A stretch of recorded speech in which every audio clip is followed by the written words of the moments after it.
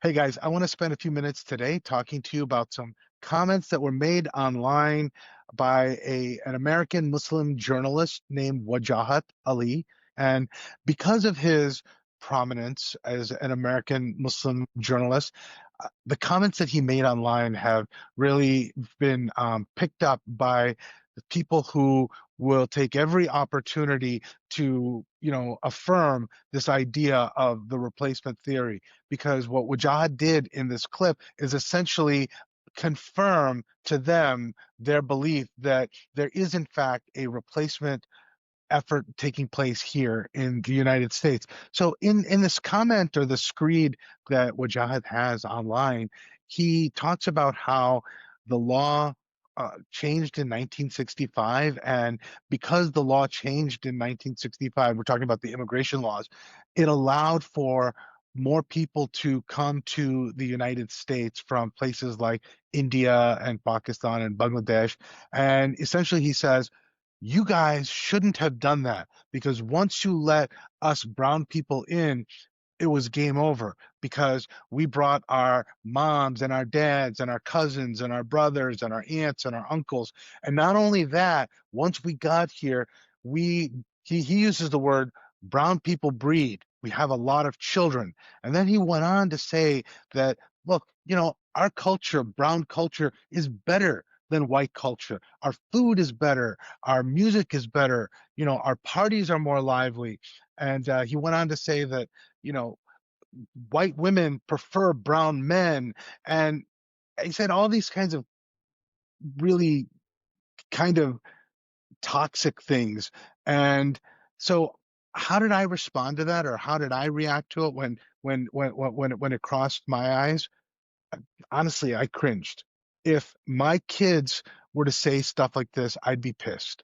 And, note to all my young family members out there that are on social media, that are looking for, Muslim influencers or looking for people to look up to. This particular set of statements, this particular rant, is definitely not something that I would recommend to you guys. In fact, I think it was totally baseless. I thought it was terrible. So you might ask, why take the time to respond to this, what I hope is an isolated incident by this gentleman, Wajahat, and not to all of the white supremacist nonsense that is out there in social media? And so to that, I would say responding to this particular, rant by Wajahat is like chewing gum, and responding to all the white supremacist crap is like walking. You can do both at the same time. And the reason I took the time to respond to what Wajahat said online is because fighting white supremacy is going to invite a lot of pushback from some really hateful people. And the people who are doing that pushback on white supremacy are already going to be in the crosshairs of white supremacists. Why give them more fodder?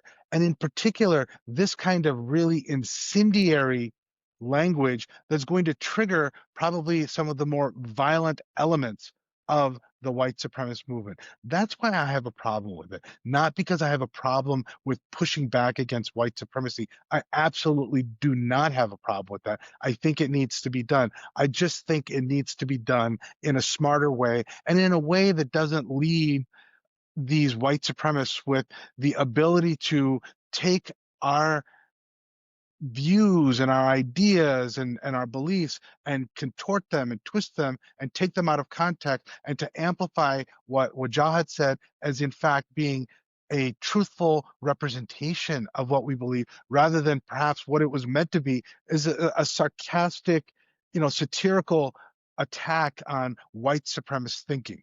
So, if that's what he was trying to do, if what Wajahat was trying to do with this is to be funny in a satirical way, sort of, turn white supremacist thinking on its head and leverage it to say, see how absurd you sound. I get it, but I think it failed because the sarcasm, at least in the clips that are being used, doesn't come through. So what does come through is this notion that there is a white culture versus a brown culture. And honestly, that's ridiculous. There is not a white culture and there is not a brown culture. Now, I will say in the United States, I would accept the idea that there is a black culture, but that is for a very specific, unique reason. For literally 4 centuries, Africans were trafficked across the Atlantic Ocean, brought to North America, enslaved for hundreds of years, brutalized, and as a result, their descendants have had their histories and their lineage erased. So what they're left with is a very uniquely North American Black culture that they can look to. And that's very different from the millions and millions of white immigrants from Europe or the brown immigrants from India and Pakistan and Bangladesh and Sri Lanka and many other countries. For most of us, we can actually trace back what country or culture or ethnic background is our lineage and our history. And so defaulting to brown culture or white culture for us is really absurd. Now, I know that Wajahat, I believe, is either from Pakistan or India. So part of his culture, at least, is Pakistani culture or Indian culture. Now, for my part, I'm an immigrant from Hyderabad, India. I came here when I was a toddler. So my culture is, at least in part, Hyderabadi culture, at least in part, it's Indian culture. And I will tell you that, like, as I stand here today as a 56-year-old, my culture is this mixture of Indian culture and Hyderabadi culture and a mishmash of American culture that makes me uniquely an American today. And you know, this idea that white people lost and brown people won, that's just absolute crazy thinking. Because I know when my parents decided to uproot themselves and fly 8,000 miles across, the world to come and land here in the early 1970s, their mission wasn't to defeat white people. It was to build a better life for themselves and for their children. And on that score, mission accomplished. So they came to this country and they integrated in a way that made sense for them. We retained our languages and our religion and those aspects of our Indian and Hyderabadi and Muslim cultures that we wanted to keep. And at the same time, we also picked up aspects of American culture that we liked. And so, as I said, we are basically living a life that is a nice mix of Indian and Hyderabadi and Muslim and American cultures.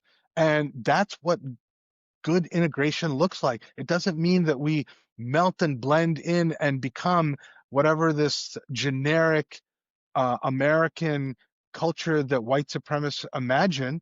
It is that we broaden what it means to have American culture. And I think that we have done that successfully. Today, in at least the places where I live, there's Indian food and there's Bollywood influencing culture. And you have people who are from my part of the world, from Hyderabad, India, who are contributing as everything from doctors and lawyers and engineers and business owners and teachers and cab drivers and everything else. And who are they serving? They're serving other Americans. And in the end, we're all contributing to the American economy. And by doing that, it's America that wins. So I have some final thoughts on all of this. White supremacy needs to be confronted. White supremacy needs to be fought because white supremacy is illegitimate. In my community that I live in, we had a very racist incident several years ago, and the community came together, the administration and the students and the families, and they came up with a very positive response to try to leverage this negative incident and make it something good. And they created this idea of a culture blast celebration at the high school every year. And it was really well received. The idea was very well received by almost everybody, but there were some people in the community who reflexively responded by saying, "Hey, what about white culture?" And to that, the rest of us responded, "What's white culture?" What we have in this culture blast is students who are putting on displays and sharing food and art, music and dance from all the different places from which they or their ancestors come from. And as part of that, we had countries from Western Europe and Eastern Europe represented alongside countries in Asia and Africa, South America, North America. And what you ended up seeing was all types of booths of all types of stuff. So you had, when I was there, Ukrainian food and Ukrainian art, Filipino handicrafts, Arabic calligraphy, um, Indian henna art, amazing food from all over the world. And the two things that I didn't see when I was at this, our local high school's culture blast was one, a booth for white culture, and two, a booth for brown culture, because there is no such thing as white culture and brown culture. So I guess I want to say that there is a possibility that what Wajahat was trying to do was to turn the absurdity of white supremacist thinking on its head and use it to and essentially parody their absurd thinking and to try to reframe it as brown culture winning over white culture and showing brown superiority over white superiority by and showing how ridiculous that is. I hope that that's what he was trying to do.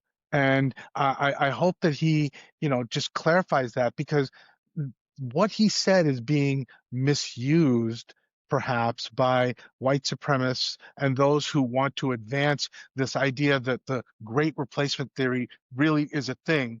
And it's a shame because I know that he has done a lot of good things for the country in terms of advancing, the bringing together of different cultures. He has been an outspoken leader on pushing back against Islamophobia. So I don't want to use this opportunity to demonize him, but I want to use this opportunity to make sure that, like, whoever's listening knows, my kids primarily, and anybody else who, listens to me, in the real world can also hear me here in social media to say that this is not appropriate. This idea of brown people winning, white people losing, and denigrating white culture and white food and white women in favor of brown culture, brown food, and brown women.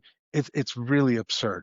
And honestly, the more I think about it, the more I realize it had to have been a parody. It had to have been an effort at satire. But the last point I want to make is this: even if that's what it was, it's really dangerous. And it's dangerous for this reason. I have kids in university. So many of our friends and family have, young people who are in public schools. And this rise in white supremacy and this long-standing history of violence within the white supremacist movement makes this type of narrative very dangerous. As I said, working against white supremacy is something that we have to do. You can't back down from it.